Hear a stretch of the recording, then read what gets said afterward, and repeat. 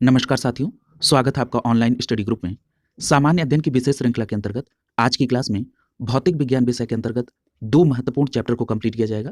इसमें पहला चैप्टर होगा चालकता संबंधित और दूसरा चैप्टर होगा नाभिकीय भौतिकी अर्थात न्यूक्लियर फिजिक्स।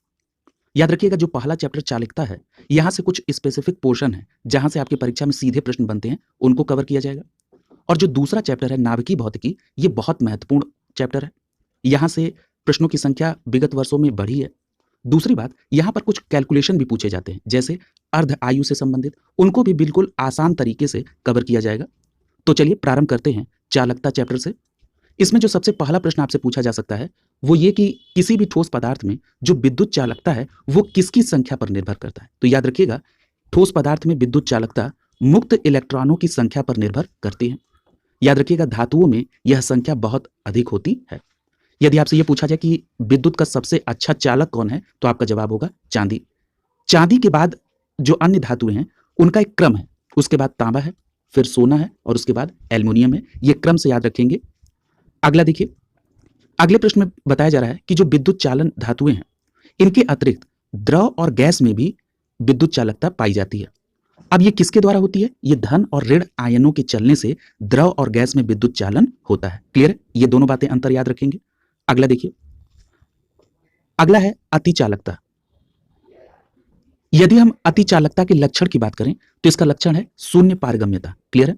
याद रखिएगा, ये जो अतिचालकता है, इस अवस्था में धातुओं का तापमान 0 डिग्री केल्विन के लगभग रहता है। यदि आप सेंटीग्रेड में देखेंगे तो -273 डिग्री सेल्सियस। याद रखिएगा, यदि चालकता का गुण सामान्य ताप पर प्राप्त किया जाए तो इसमें बहुत अधिक धन की बचत होती है। क्लियर है? अगला देखिए, अगले प्रश्न में आपसे पूछा जा रहा है कि वायुमंडलीय दाब पर किसी अतिचालक द्वारा प्राप्त अधिकतम ताप क्या होता है। तो याद रखिएगा, वायुमंडलीय दाब पर किसी अतिचालक द्वारा जो प्राप्त अधिकतम ताप है वो 133 केल्विन है। याद रखिएगा, अधिकतम ताप वाला जो अतिचालक है वो कौन सा पदार्थ है? तो वो सिमेरिक पदार्थ है, जिसमें mercury, barium, thallium, calcium, copper, oxygen, ये सभी शामिल है। क्लियर है? तो यहां से भी प्रश्न आपके यहां पूछा जाता है। अगला है अर्धचालक। यहां से सबसे ज्यादा प्रश्न पूछा जाता है। सबसे पहले तो यह समझने की आवश्यकता है कि अर्धचालक होता क्या है। तो याद रखिएगा, ऐसे पदार्थ जिनकी विद्युत चालकता अचालकों की अपेक्षा बहुत अधिक लेकिन चालकों की अपेक्षा बहुत कम होती है, यानी चालक और अचालक के बीच की स्थिति है अर्धचालक। यदि हम अर्धचालक के उदाहरण की बात करें तो इसमें सिलिकॉन आता है, जर्मेनियम आता है, सेलेनियम आता है और कार्बन आता है। यहां एक प्रश्न और पूछा जाता है कि ट्रांजिस्टर में किस अर्धचालक का प्रयोग होता है। तो याद रखिएगा, सिलिकॉन और जर्मेनियम का ट्रांजिस्टर में प्रयोग होता है। यहां पर एक बात और याद रखिएगा, ये जो अर्धचालक पदार्थ हैं, यदि इनका ताप बढ़ाया जाए तो प्रतिरोधकता क्या होती है? कम होती है। अगला प्रश्न देखिए, अगले प्रश्न में पूछा जा रहा है कि परम शून्य ताप पर अर्धचालकता किसकी भांति व्यवहार करता है। तो याद रखिएगा, परम शून्य ताप पर अर्धचालकता एक आदर्श अचालक की भांति व्यवहार करता है। अचालक का मतलब उसकी चालकता शून्य हो जाती है। एक बात और याद रखिएगा, ऐसी स्थिति में विद्युत प्रतिरोध अनंत हो जाता है। यह भी बात आप यहां पर ध्यान रखेंगे। अगला देखिए, याद रखिएगा, अर्धचालकता में वैद्युत चालन इलेक्ट्रॉनों और होल्स दोनों की गति के कारण होता है। क्लियर है? अगला प्रश्न देखिए, तड़ित चालक के संदर्भ में कल की क्लास में आपने पढ़ा था कि तड़ित चालक में एक छड़ को मकान के सबसे ऊपरी हिस्से पर लगाया जाता है, जिसमें एक तार को लपेटकर नीचे पृथ्वी में लाकर उसको गाड़ा जाता है, ताकि जो आकाशीय विद्युत है वो मकान पे असर ना पड़े, वो सीधे पृथ्वी में चली जाए। यहां पर प्रश्न आपसे पूछा जा रहा है कि जो तड़ित चालक बनाते समय जो छड़ है वो लोहे की अपेक्षा तांबे की छड़ को वरीयता क्यों दी जाती है। तो याद रखिएगा, जो तांबा है वो लोहे की तुलना में अधिक सुचालक होता है और वायुमंडलीय परिस्थिति में सरलता से ऑक्सीकृत नहीं होता है। यही कारण है कि लोहे की अपेक्षा तांबे की छड़ को तड़ित चालक बनाने में ज्यादा उपयुक्त माना जाता है। अगला देखिए, अगले प्रश्न में आपसे पूछा जा रहा है कि जो जर्मेनियम तत्व है ये कहां से निकलता है। तो याद रखिएगा, जर्मेनियम तत्व झामा अर्थात जले हुए कोयला से निकाले जाते हैं। क्लियर है? अगला देखिए, अगला जो चैप्टर है वो है नाभिकीय भौतिकी। बहुत इंपॉर्टेंट चैप्टर है। याद रखिएगा, नाभिकीय भौतिकी को इंग्लिश में न्यूक्लियर फिजिक्स कहते हैं। इसमें जो आपसे सबसे बेसिक प्रश्न पूछा जा सकता है कि परमाणु क्या होता है। तो याद रखिएगा, किसी भी पदार्थ का सबसे सूक्ष्मतम आधारभूत इकाई परमाणु होती है। याद रखिएगा, इनका अपना स्वतंत्र अस्तित्व नहीं होता है, लेकिन ये रासायनिक क्रिया में भाग लेते हैं। यदि हम अणु की बात करें तो अणु किसी भी पदार्थ का वह सूक्ष्मतम कण है जो स्वतंत्र अवस्था में रह सकता है लेकिन किसी भी रासायनिक अभिक्रिया में भाग नहीं ले सकता है। याद रखिएगा, इसका निर्माण दो या दो से अधिक समान या असमान परमाणुओं के मिलने से होता है। क्लियर है? अगला है नाभिकीय विखंडन। यहां से आपके यहां प्रश्नों की संख्या बहुत होती है। याद रखिएगा जो नाभिकीय विखंडन है ये क्या होता है। तो देखिए इसमें एक भारी नाभिक दो या दो से अधिक अपेक्षाकृत हल्के नाभिकों में टूटता है। इस क्रिया को कहा जाता है नाभिकीय विखंडन। याद रखिएगा नाभिकीय विखंडन प्रक्रिया में कुछ मात्रा में द्रव्यमान की क्षति होती है जो आइंस्टाइन के द्रव्यमान ऊर्जा समीकरण E बराबर mc² के आधार पर ताप ऊर्जा के रूप में प्राप्त होती है। इसी को कहते हैं, जो द्रव्यमान की क्षति होती उसी को क्या कहते हैं, नाभिकीय ऊर्जा। क्लियर है? यहां पर अगर हम उदाहरण से इस बात को देखें तो याद रखिएगा नाभिकीय ऊर्जा के संदर्भ में जो सबसे पहला प्रदर्शन हुआ था वो यूरेनियम 235 को न्यूट्रॉन से प्रहार करके खंडित किया गया और इसके परिणाम स्वरूप बोरियम यानी Ba141 और क्रिप्टॉन यानी Kr92 जैसे तत्व निर्मित हुए और इस प्रक्रिया में 2 अंकों के द्रव्यमान की क्षति हुई जिसे ताप ऊर्जा के रूप में प्राप्त किया गया। क्लियर है? तो इस बात को ध्यान में रखेंगे। याद रखिएगा ये जो नाभिकीय विखंडन है इसमें 2 प्रकार की श्रृंखला अभिक्रिया होती है।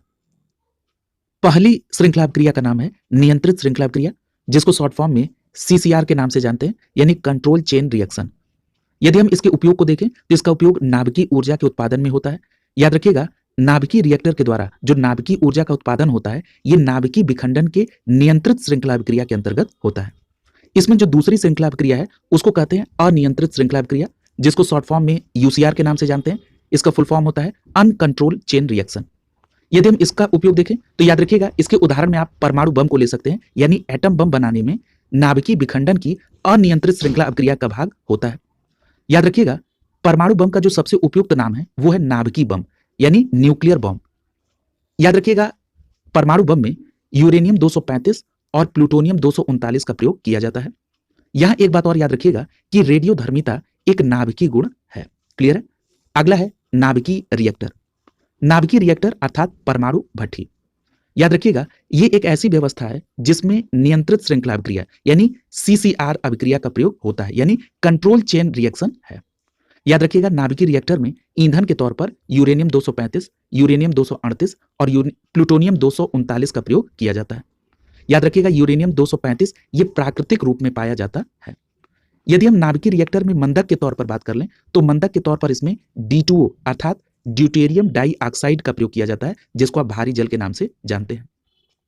याद रखिएगा ये जो भारी जल है इसका काम क्या होता है मंदक के रूप में, ये न्यूट्रॉनों की गति को कम कर देता है। दूसरी बात ये सामान्य जल से इसका घनत्व तो ज्यादा होता है। क्लियर है? याद रखिएगा मंदक के तौर पर अन्य विकल्प की बात करें तो इसमें ग्रेफाइट और साधारण जल ये भी मंदक के रूप में प्रयोग किए जाते हैं। यदि हम नाभिकीय रिएक्टर में शीतलक के तौर पर बात कर लें तो जो शीतलक है इसके आधार पर रिएक्टर के कई प्रकार हैं। जैसे पहला है द्रव कूलित रिएक्टर। अब इस द्रव कूलित रिएक्टर में पहला क्या आता है, PHWR। PHWR का मतलब क्या है? PHW का मतलब है प्रेशराइज्ड हैवी वाटर रिएक्टर, यानी दाबित गुरुजल रिएक्टर।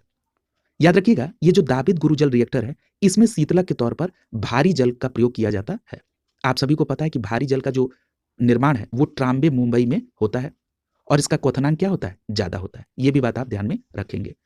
यदि हम शीतलक के तौर पर दूसरे की बात करें, यदि नाभिकीय रिएक्टर फास्ट ब्रीडर रिएक्टर है यानी FBR है तो उसमें शीतलक के तौर पे द्रवीभूत सोडियम का प्रयोग किया जाता है। क्लियर है? याद रखिएगा गैस कुलित रिएक्टर में CO2 का प्रयोग किया जाता है शीतलक के तौर पर। याद रखिएगा जो नाभिकीय रिएक्टर है यदि हम इसमें नियंत्रक की बात कर लें तो नियंत्रक के तौर पर इसमें कैडमियम और बोरान की छड़ों का प्रयोग किया जाता है। याद रखिएगा ये जो कैडमियम है ये परमाणु ईंधन के तौर पर प्रयोग नहीं बल्कि नियंत्रक के तौर पर प्रयोग होता है। यहां पर एक बात और याद रखिएगा, ये जो नियंत्रक के तौर पर कैडमियम और बोरान की छड़ों का प्रयोग होता है यदि हम इनका प्रयोग न करें तो जो चेन अभिक्रिया है यानी जो नाभिकीय अभिक्रिया है वो जारी रहेगी। क्लियर है? अगला देखिए, अगला है नाभिकीय संलयन। देखिए नाभिकीय संलयन को इंग्लिश में कहते हैं न्यूक्लियर फ्यूजन। अब ये नाभिकीय संलयन क्या है सबसे पहले तो ये समझ लीजिए। याद रखिएगा जब दो हल्के नाभिक आपस में जुड़कर भारी नाभिक का निर्माण करते हैं तो उसको कहा जाता है नाभिकीय संलयन। याद रखिएगा इस प्रक्रिया में भी कुछ मात्रा में द्रव्यमान की क्षति होती है और C बराबर mc² सूत्र के आधार पर यह ताप ऊर्जा के रूप में पाई जाती है। यहां एक बात और याद रखिएगा, ये जो नाभिकीय संलयन है ये ताप नाभिकीय अभिक्रिया भी इसे कहा जाता है। अब नाभिकीय संलयन को ताप नाभिकीय अभिक्रिया क्यों कहते हैं? इसलिए कहा जाता है क्योंकि इस अभिक्रिया में बहुत ऊंचे ताप की आवश्यकता पड़ती है। क्लियर है? यदि हम नाभिकीय संलयन के उदाहरण की बात कर लें आपसे, इसमें आप हाइड्रोजन बम का उदाहरण ले सकते हैं। हाइड्रोजन बम जो है ये नाभिकीय संलयन की अनियंत्रित प्रक्रिया का उदाहरण है। तो याद रखेंगे, यहां से सीधा प्रश्न बनता है, हाइड्रोजन बम किस पर है? नाभिकीय संलयन की अनियंत्रित प्रक्रिया। यदि आपसे हाइड्रोजन बम के जनक पूछा जाए, यानी फादर ऑफ हाइड्रोजन बम, तो आपका जवाब होगा एडवर्ड टेलर। इनका जन्म जर्मनी में हुआ था। यहां पर एक बात और याद रखिएगा हाइड्रोजन बम के अंतर्गत कि इसमें ड्यूटेरियम और ट्राइटियम किस संलयन से ऊर्जा मुक्त होती है? किसके? ड्यूटेरियम और ट्राइटियम।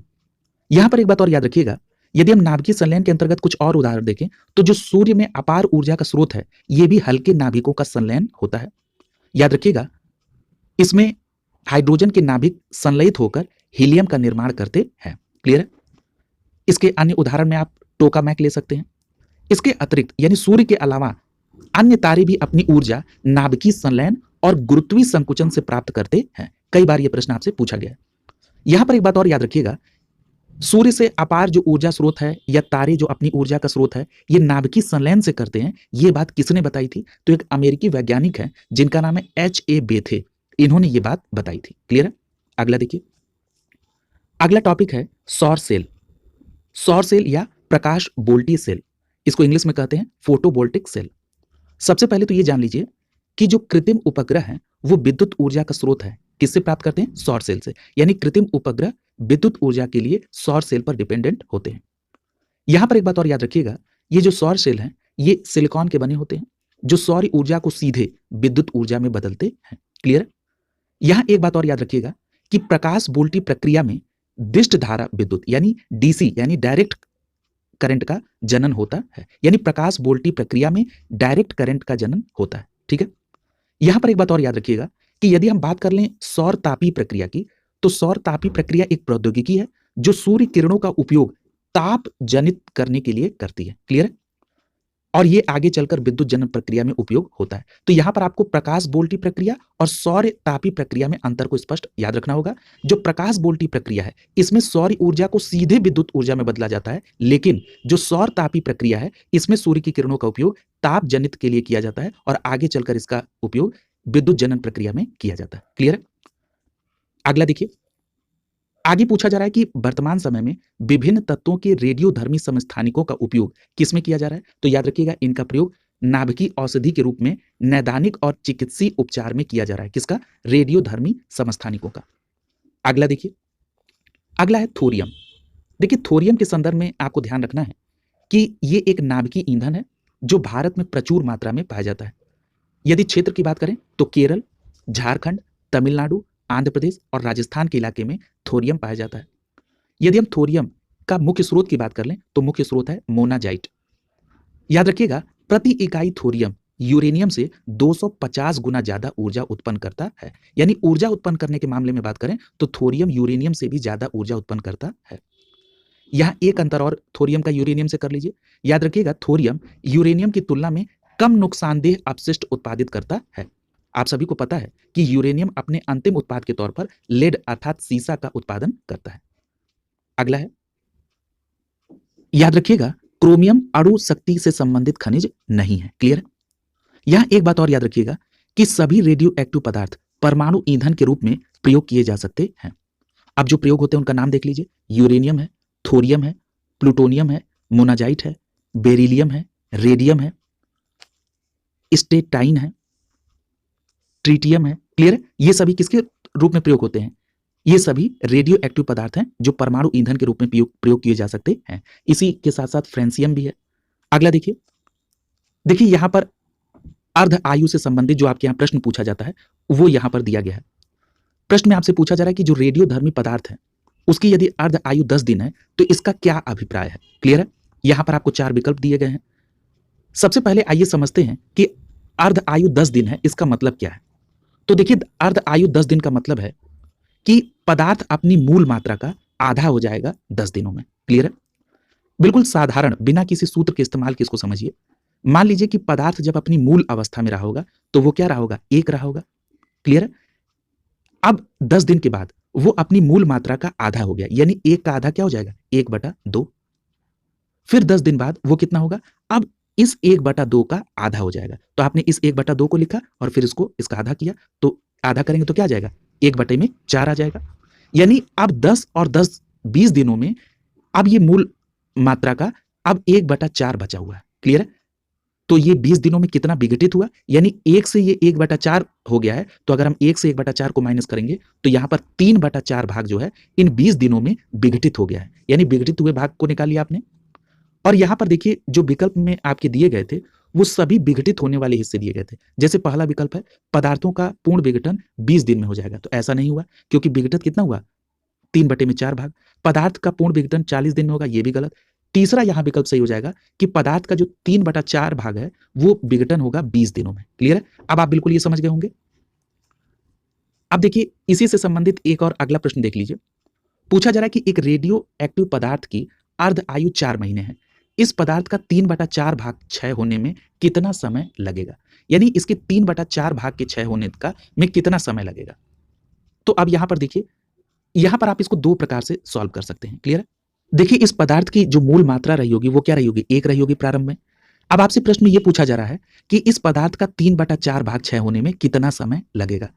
हम ये बात कर रहे हैं कि 3/4 भाग अगर क्षय हो जाए तो जो बची हुई मात्रा होगी वो क्या होगी? तो आप क्या करेंगे? जो मूल मात्रा है उसमें से 3/4 अगर माइनस कर देंगे तो यही शेष बचेगा, यानी कितनी मात्रा शेष बचेगी? 1/4। अब आप 1 से विघटित करते हुए लाइए जब तक 1/4 ना बच जाए, और जितना समय लगेगा वही समय होगा 3/4 भाग के क्षय होने का।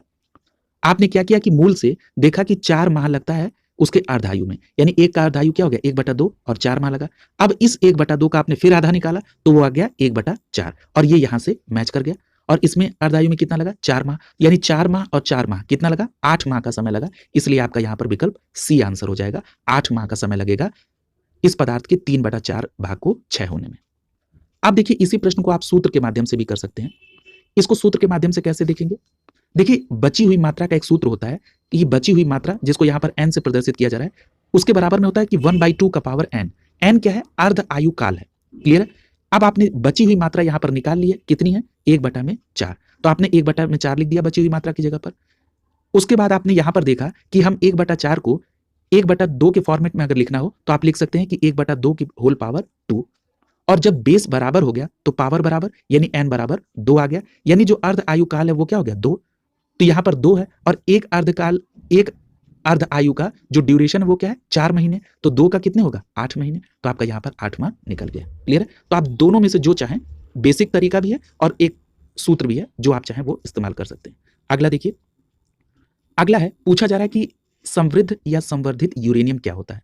तो याद रखिएगा प्राकृतिक यूरेनियम जिसमें रेडियोधर्मी यूरेनियम 235 आइसोटोप का कृत्रिम रूप से उसको बढ़ाया जाता है तो उसको कहते हैं संवर्धित यूरेनियम, जैसे यूरेनियम 238 प्लस यूरेनियम 235। क्लियर है? अगला देखिए, अगले प्रश्न में आपसे पूछा जा रहा है कि भारत का पहला परमाणु विद्युत संयंत्र कहां पर स्टैब्लिश हुआ? तो याद रखिएगा भारत का पहला परमाणु विद्युत संयंत्र तारापुर मुंबई में स्टैब्लिश किया गया। यहां पर एक बात याद रखिएगा कि भारत में सर्वप्रथम परमाणु रिएक्टरों जैसे अप्सरा 1956 में, साइरस कनाडा के सहयोग से 1960 में, इसकी स्थापना ट्राम्बे स्थित बार्क में की गई थी। लेकिन याद रखिएगा ये सभी परमाणु अनुसंधान रिएक्टर हैं। क्लियर है? और जो ऊपर प्रश्न आपसे पूछा गया था ये भारत का पहला परमाणु विद्युत संयंत्र है। ठीक है? तो याद रखेंगे अगर पहला परमाणु विद्युत संयंत्र पूछा जाए तो आपका जवाब होगा तारापुर मुंबई में। याद रखिएगा अप्सरा और साइरस की तरह ध्रुव और पूर्णिमा ये भी भारतीय शोध रिएक्टर हैं। इसके अलावा जर्लिना और कामिनी ये भी भारतीय शोध रिएक्टर हैं। याद रखिएगा अगर आपसे पूछा जाए कि सबसे बड़ा शोध रिएक्टर कौन है तो आपका जवाब होगा ध्रुव। क्लियर है? अगला देखिए, अगले प्रश्न में आपसे पूछा जा रहा है कि इंदिरा गांधी परमाणु अनुसंधान केंद्र कहां पर है? तो याद रखिएगा इंदिरा गांधी परमाणु अनुसंधान केंद्र जिसको शॉर्ट फॉर्म में IGCAR कहते हैं, इसकी स्थापना 1971 में कलपक्कम तमिलनाडु में की गई। यदि हम इस परमाणु अनुसंधान केंद्र के कार्य की बात करें तो इसका कार्य था फास्ट ब्रीडर रिएक्टर अर्थात FBR के संबंध में अनुसंधान और विकास करना। क्लियर है? याद रखिएगा इसमें प्लूटोनियम से यूरेनियम उत्पन्न होता है। और यदि हम इसमें फास्ट ब्रीडर रिएक्टर में शीतलक के तौर पर बात करें तो इसमें द्रवित सोडियम का प्रयोग किया जाता है। पूर्व में भी इसका जिक्र मैंने आपसे किया था। अगला देखिए, आगे कुछ इंस्टीट्यूशन और उनकी लोकेशन के बारे में पूछा जा रहा है। जैसे इसमें सबसे पहला पूछा जा रहा है कि atomic mineral directorate of exploration and research ये कहां पर है? तो याद रखिएगा ये हैदराबाद में है। क्लियर है? और याद रखेंगे ये परमाणु विभाग के अंतर्गत कार्य करता है। इसी प्रकार अगर आपसे पूछा जाए कि हरिश्चंद्र रिसर्च इंस्टीट्यूट, तो आपका जवाब होगा प्रयागराज, उत्तर प्रदेश में। यदि आपसे पूछा जाए कि Saha institute of nuclear physics कहां पर है, तो आपका जवाब होगा कोलकाता में। याद रखिएगा गुरु जल बोर्ड कहां पर है, मुंबई में है। इसी तरह से भारतीय रेयर अर्थ लिमिटेड ये कहां पर है, तो ये भी मुंबई में है। याद रखिएगा अगर आपसे पूछा जाए कि भारतीय यूरेनियम कॉर्पोरेशन कहां पर है, तो आपका जवाब होगा जादूगोड़ा। याद रखिएगा ये जो गुरु जल बोर्ड है, भारतीय रेयर अर्थ लिमिटेड है, भारतीय यूरेनियम कॉर्पोरेशन है और atomic minerals directorate of exploration and research, ये सभी परमाणु ऊर्जा विभाग के अंतर्गत कार्य करते हैं। क्लियर है? अगला देखिए, यदि हम नरोरा परमाणु शक्ति केंद्र की बात करें तो याद रखिएगा ये उत्तर प्रदेश के बुलंदशहर में है। इसी प्रकार काकरापार गुजरात में है, कैगा परमाणु शक्ति केंद्र कर्नाटक में है और राजस्थान परमाणु शक्ति केंद्र रावत भाटा कोटा में है। याद रखिएगा एक बार पूछा गया था कि ये जो नरोरा है ये किस भूकंप पेटी के अंतर्गत आता है, तो याद रखिएगा भूकंप पेटी 4 के अंतर्गत नरोरा परमाणु शक्ति केंद्र आता है। अगला प्रश्न है ब्रीडर रिएक्टर क्या होते हैं, तो याद रखिएगा जहां ईंधन के रूप में जितना विखंडीय पदार्थ व्यय होता है उतना ही उत्पन्न कर दिया जाता हो तो उसे कहते हैं ब्रीडर रिएक्टर। नाम से ही स्पष्ट है। याद रखिएगा फास्ट ब्रीडर रिएक्टर विखंडन प्रक्रिया के द्वारा बिजली उत्पन्न होती है। पूर्व में भी अभी इसकी चर्चा हुई है। अगला देखिए, अगले प्रश्न में आपसे पूछा जा रहा है कि भारतीय परमाणु आयोग ने पोखरण में अपना पहला भूमिगत नाभिकीय परीक्षण कब किया था और इसको क्या कोड दिया गया था, तो याद रखेंगे भारतीय परमाणु आयोग ने पोखरण में अपना पहला भूमिगत नाभिकीय परीक्षण 18 मई 1974 को किया था और इसका जो कोड था वो था स्माइलिंग बुद्धा। यहां से सीधे प्रश्न बनते हैं, याद रखेंगे। यदि हम पोखरण 2 की बात करें तो इसके अंतर्गत जो कोड था वो था ऑपरेशन शक्ति और इस ऑपरेशन शक्ति के तहत राजस्थान के पोखरण में 5 परमाणु परीक्षण किए गए, जिसमें पहले 3 11 मई 1998 को और दूसरे 2 अन्य जो किए गए वो 13 मई 1998 को किए गए। तो याद रखेंगे इनके कोड भी। अगला प्रश्न पूछा जा रहा है कि मेसान की खोज कब और किसने की, तो याद रखिएगा मेसान की खोज 1935 में हिडेकी युकावा ने की थी। इसी प्रकार पॉजिट्रॉन के संदर्भ में पूछा जाता है कि पॉजिट्रॉन नामक जो धनावेशित मूल कण है इसकी खोज कब हुई थी, तो याद रखिएगा 1932 में सीडी एंडरसन और यूएफ हेस के द्वारा पॉजिट्रॉन नामक धनावेशित मूल कण की खोज की गई थी। अगला प्रश्न है परा यूरेनियम तत्वों का संश्लेषण में किसका योगदान है, तो याद रखिएगा परा यूरेनियम तत्वों के संश्लेषण में जीटी सीबोर्ग का योगदान है। किसका है? जीटी सीबोर्ग। अगला है पूछा जा रहा है कि बेल 2 का जो प्रयोग है ये किससे संबंधित है, तो याद रखिएगा बेल 2 का प्रयोग कण भौतिकी के अंतर्गत ये प्रयोग है। इसमें बी मेसान के गुणों का अध्ययन किया जाता है। क्लियर है? अगला देखिए, अगले प्रश्न में आपसे पूछा जा रहा है कि ब्लॉकचेन प्रौद्योगिकी का संबंध किससे है, तो याद रखिएगा ब्लॉकचेन प्रौद्योगिकी क्रिप्टो करेंसी से संबंधित है। अगला प्रश्न देखिए, पूछा जा रहा है कि CRISPR CAS9 किससे संबंधित है, तो याद रखिएगा ये जीनोम एडिटिंग तकनीकी है। अगले प्रश्न में आपसे पूछा जा रहा है कि टेलीफोन की खोज किसने की थी, तो याद रखिएगा ग्राहम बेल ने टेलीफोन की खोज की थी। अगला प्रश्न देखिए, पूछा जा रहा है कि अर्नेस्ट रदरफोर्ड ने किस प्रकार का दावा किया था, तो याद रखिएगा अर्नेस्ट रदरफोर्ड ने यह दावा किया था कि मनुष्य को नाभिकीय शक्ति उपलब्ध नहीं होगी। ऐसा क्यों उन्होंने किया था? क्योंकि उनका यह विश्वास था कि जो आइंस्टाइन का नियम है वो फेल हो जाएगा और मात्रा ऊर्जा में परिवर्तित नहीं होगी। क्लियर है? याद रखेंगे। अगला प्रश्न देखिए, पूछा जा रहा है कि साइक्लोट्रॉन ये कैसा उपकरण है, तो याद रखिएगा साइक्लोट्रॉन एक उपकरण है जो कि प्रोटीन, अल्फा कण और ड्यूट्रॉन आदि में उच्च वेग उत्पन्न करता है। अगला प्रश्न देखिए, पूछा जा रहा है कि पेयजल में गामा उत्सर्जक समस्थानिकों की उपस्थिति का पता कैसे लगाया जाता है, तो याद रखिएगा प्रस्फुरण गणक के द्वारा। ठीक है, यानी सिंटिलेशन काउंटर के द्वारा, यानी प्रस्फुरण गणक के द्वारा पेयजल में गामा उत्सर्जक समस्थानिक की उपस्थिति का पता लगाया जाता है। क्लियर है? तो इतनी बातें आप यहां पर नाभिकीय भौतिकी के अंतर्गत याद रखेंगे। इस प्रकार ये दोनों चैप्टर कंप्लीट करा दिए गए। अगली क्लास में नए चैप्टर के जो इंपॉर्टेंट क्वेश्चन होंगे उनके साथ मुलाकात होगी। शुभकामनाओं के साथ आप सभी का बहुत बहुत धन्यवाद।